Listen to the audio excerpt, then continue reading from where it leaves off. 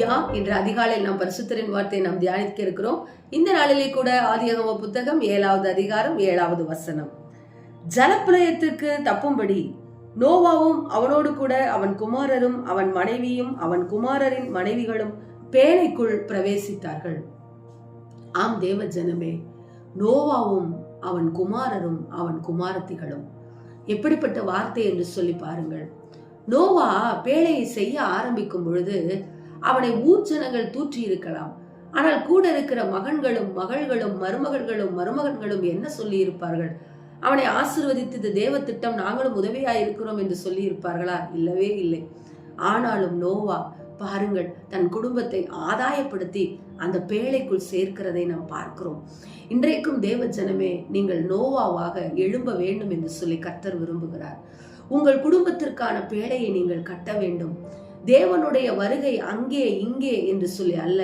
என் வீட்டிலே இருக்கும் பொழுது இதோ என் வீடு கட்டப்பட வேண்டுமே, அதற்கு நோவாவாக நான் ஒருவன் வைராக்கியமாய் எழும்ப வேண்டுமே. மழை இல்லை, தண்ணீர் இல்லை, மழை என்பதே சரித்திரத்திலே இல்லை. அது எப்படி மழை பெய்யும்?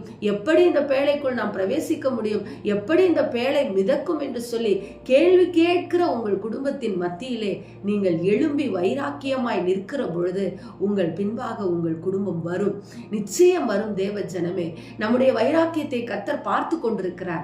நோவாவுடைய வைராக்கியம் பாருங்கள். இதோ பேழைக்குள் பிரவேசியுங்கள் என்று சொன்ன உடனே அந்த இடத்திலே அவன் குமாரரும் அவன் குமாரத்திகளும் அந்த இடத்திலே சென்றார்கள் என்று சொல்லி வசனத்திலே நாம் தெளிவாய் வாசிக்கிறோமே.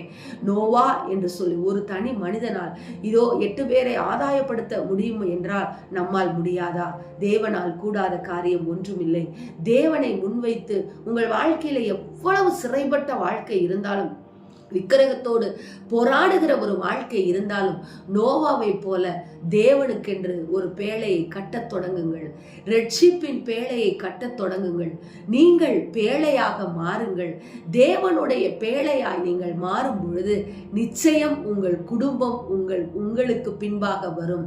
கர்த்தர் எழுதினதுதான், அதை ஒரு நாளும் மாற்ற மாட்டார் தேவச்சனமே. எனவே நோவாவை போல நீங்கள் எழும்புங்கள். தேவ சத்தத்தை கேட்டு உங்கள் குடும்பத்தை வழிநடத்துங்கள்.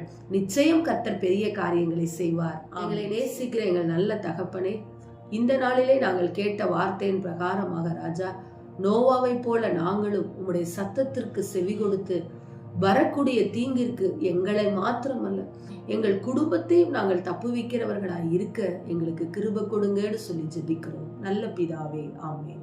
Price the Lord. ஹல்லேலூயா.